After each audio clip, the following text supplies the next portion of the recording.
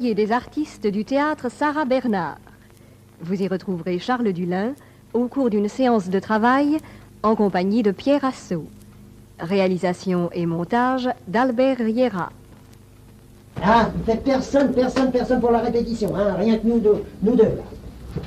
Alors, levez-vous, voulez-vous vous mettre...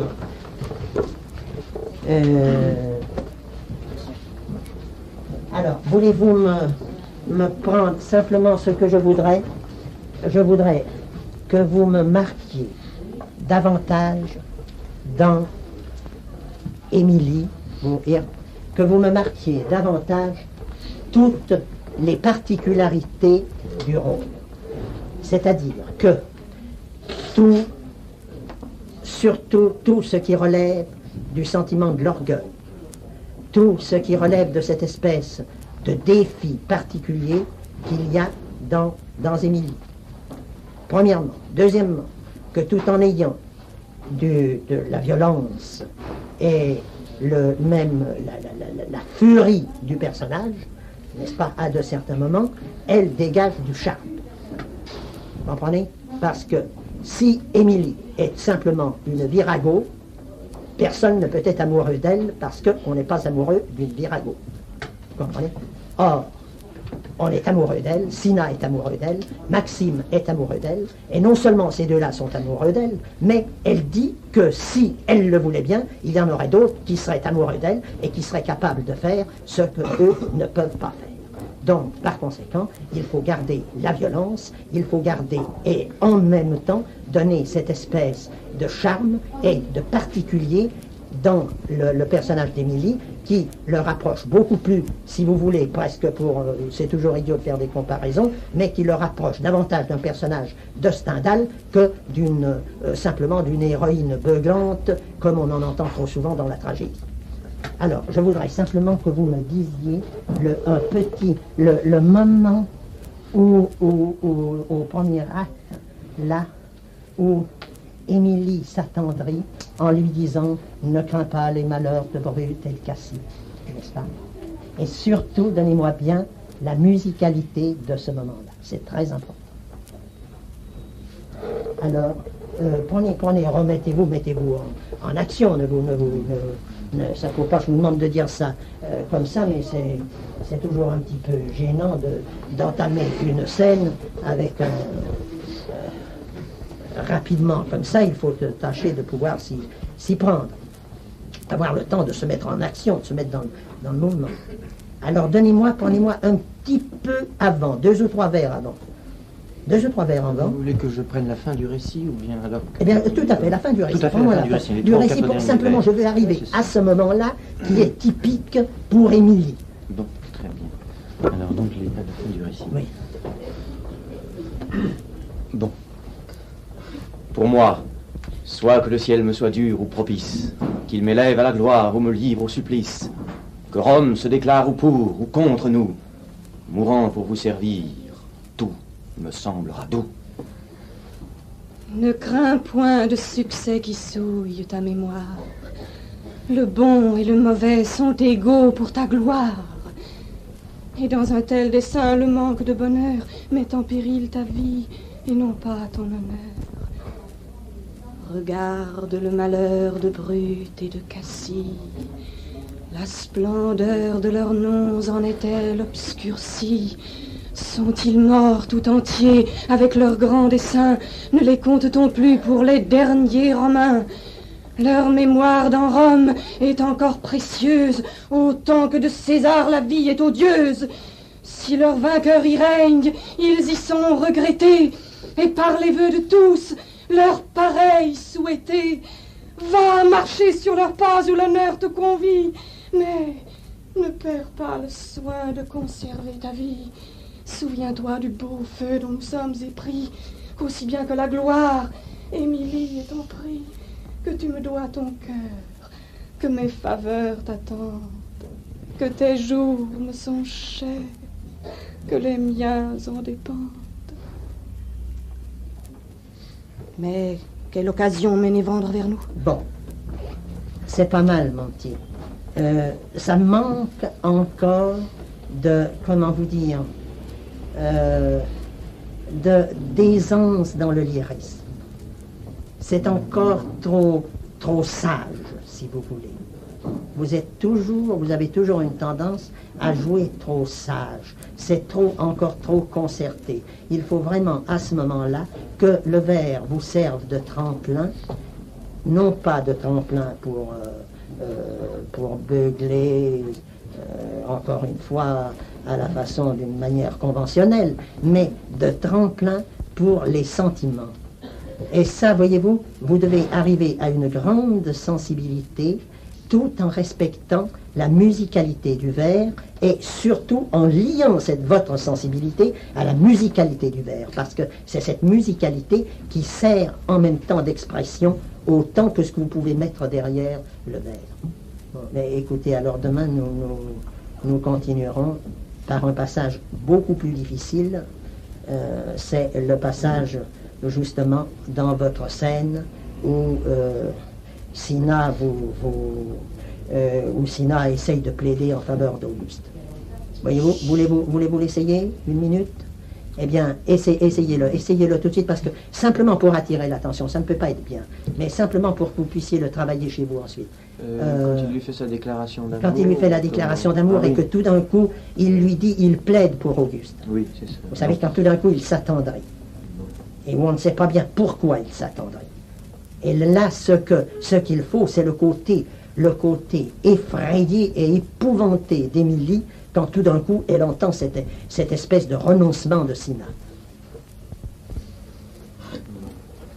Essayez. C'est le moment, je voudrais simplement attirer votre attention sur le moment précis où vous devez tâcher de sortir quelque chose de vous. Quelque chose que moi je ne vous donnerai pas, il faut que ça sorte de vous. Parce que si je vous le donne, moi, ce sera tout de même scolaire, ce sera enfermé dans une espèce d'une autre convention qui remplacera l'ancienne convention, mais il faut que vous servant de mon indication, vous arriviez à le sortir de vous-même. Alors allez-y. Il faut vous obéir. Je vais donc vous déplaire, et vous m'allez haïr. Je vous aime, Émilie, et le ciel me foudroie. Si cette passion ne fait toute ma joie, et si je ne vous aime avec toute l'ardeur, que peut un digne objet attendre d'un grand cœur? Mais, voyez à quel prix vous me donnez votre âme. En me rendant heureux, vous me rendez infâme. Cette bonté d'Auguste... Il suffit! Je t'entends. Eh bien, tu vois, mon petit, ça n'y est pas assez. Tu ne prépares pas assez cette espèce de cri, qui n'est pas un cri, comment vous dire, vocal, mais un cri de ton âme. C'est tout d'un coup, je voudrais voir tout d'un coup des larmes dans tes yeux et des larmes de rage. Et quand tu lui dis, il suffit, je t'entends, je vois ton repentir et tes vœux inconstants.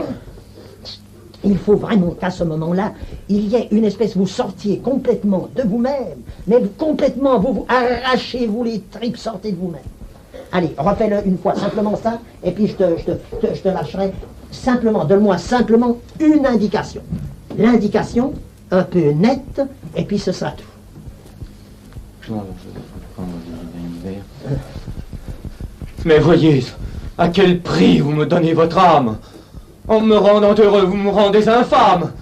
Cette bonté d'Auguste... Il suffit! Je t'entends. Je vois ton repentir et tes vœux inconstants. Les faveurs du tyran emportent tes promesses. Tes feux et tes serments cèdent à ses caresses. Et ton esprit crédule ose s'imaginer qu'Auguste, pouvant tout, peut aussi me donner. Tu me veux de sa main plutôt que de la mienne. Mais ne crois pas qu'ainsi, jamais je t'appartienne. Il peut faire trembler la terre sous ses pas, mettre un roi hors du trône et donner ses états, de ses proscriptions rougir la terre et l'onde, et changer à son gré l'ordre de tout le monde. Mais le cœur d'Émilie est hors de son pouvoir. Bon, tu vois, eh bien là, c'était mieux. Tout au moins, c'était beaucoup plus près, n'est-ce pas? Mais il y a encore une chose qui n'y est pas, parce que tu es entraîné, mais le cœur d'Émilie est hors de son pouvoir. c'est là, cette espèce de sentiment particulier de l'orgueil que je voudrais que tu arrives à exprimer. C'est extrêmement difficile, mais il faut y arriver. Hein. Alors, retravaillez ça, et puis demain, nous reprendrons alors complètement la scène. Merci, Nicolas. Vous avez laissé partir Arnaud tout à l'heure. Oh. Parlez-moi un peu de l'école. Et Arnaud, mais il est reparti, ah oui. Arnaud, il est en train de s'en occuper de l'école. Il est en train de... Oh, l'école, vous savez, c'est... À l'heure actuelle, c'est bien... Ah, c'est bien difficile. Parce que, vous comprenez, l'école, c'est bien gentil. Les élèves croient, en général, qu'ils n'ont qu'à venir prendre l'air de l'école. Et puis, au bout de 2 mois, avec un peu de génie, ils sont animateurs et ils vont monter une compagnie et ils donnent eux-mêmes des leçons. Alors, vous comprenez, ça devient extrêmement difficile. Vous comprenez? On n'a plus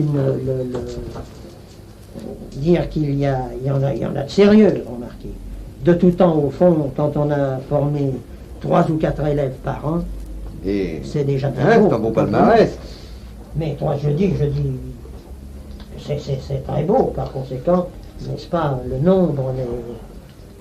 Moi, je suis moins pessimiste que vous. Ce que vous dites, ça prouve une certaine sottise, évidemment. Enfin, la sottise, nous allons tous passer par là. Mais ça prouve un certain amour du théâtre. Tandis que moi, je me rappelle avoir été, quelque temps avant la guerre, dans des cours, et où l'ambition des élèves n'était pas du tout 2 mois après de concurrencer le professeur, de concurrencer le directeur de théâtre, mais tout bonnement de devenir des vedettes de cinéma. Mais vous croyez que ça a changé? Ben vous vous trompez étrangement. Je trouve que c'est bien plus fort qu'avant. Moi j'ai vu un élève dire à un professeur, je ne veux pas dire son nom, n'est-ce pas? C'était le meilleur du cours.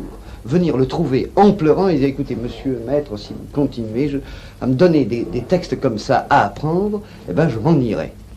Vous savez ce que c'était le texte? C'était ça malgré lui. Oui, mais alors là, vous savez, je vous dirais que là, le professeur aurait dû certainement lui dire, tournez-vous mon ami, et lui fiche un bon coup de pied au derrière. Mais c'est pour ça que je ne veux pas dire le nom du professeur, parce que le professeur gagnait sa vie, mais mal. Ça, vous savez, je crois que la seule chose à l'heure actuelle qu'il y a à faire, c'est d'arriver à remettre un peu de sérieux dans les choses qu'on fait. C'est la première des questions, parce que si on ne fait pas sérieusement les choses, ça fiche le camp par tous les bouts, et puis alors, c'est fini.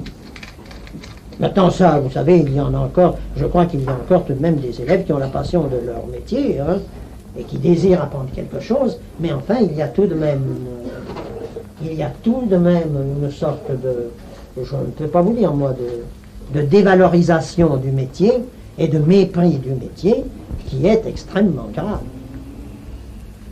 Parce que malgré tout, vous avez des élèves qui viennent et qui vous disent « je veux être metteur en scène, je vais apprendre le métier de metteur en scène ». Le métier de metteur en scène, jamais je n'aurais eu, je sais que personnellement, jamais je n'aurais eu l'idée de faire de la mise en scène. Avant 10 ans, j'ai d'abord eu au moins 10 ans de métier d'acteur avant d'avoir eu l'idée de faire une première mise en scène. Parce que pour faire une mise en scène, il faut savoir de quoi l'on parle et si on donne des indications à un acteur, il faut tout de même pouvoir en donner et avoir les moyens d'en donner. C'est la question. Je crois que la valorisation du métier dans toutes les branches, vous comprenez, du théâtre est la première des conditions de rendre au théâtre un peu de vigueur et de sérieux et de solidité. De dignité artisanale. Eh bien sur ça, vous savez, moi je vais fumer une pipe et je crois que je l'ai bien gagné.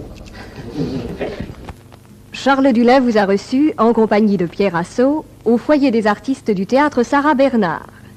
Réalisation et montage d'Albert Yera. Charles Dulin au milieu de ses élèves durant l'un de ses derniers cours. Pourquoi me dis-tu Pourquoi me dis-tu un poème de Verlaine, langueur?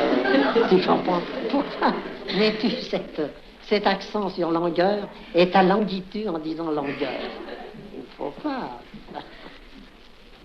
Il y a là aussi du bon, mais tu manges beaucoup de mots et à plusieurs reprises, tu n'as pas prononcé les muettes dans les vers, si bien que tu fais des vers faux. Tu comprends, le vers est basé sur le nombre, et que ce soit le vers libre ou le vers classique, c'est basé sur le nombre. Si tu supprimes, si au lieu de dire, ou au lieu de dire je vais, tu dis je vais, bon, c'est non seulement une faute de goût, mais en même temps tu détruis tout le vers. Eh bien, très souvent, au milieu là, dans ce que tu fais, dans ce que tu viens de dire, il y a ça, et puis alors il y a aussi que tu manges des mots. Ah, vous savez, mes enfants, ça, alors l'addiction, ça c'est un fléau à l'heure actuelle.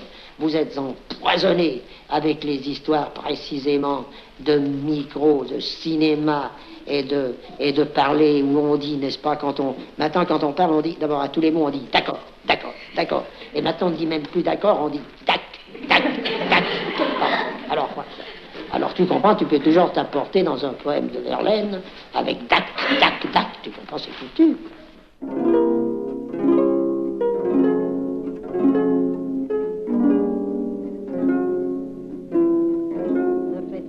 De théâtre, je vous en supplie, si vous n'avez pas vraiment la passion du théâtre et si vous n'avez pas les qualités élémentaires requises.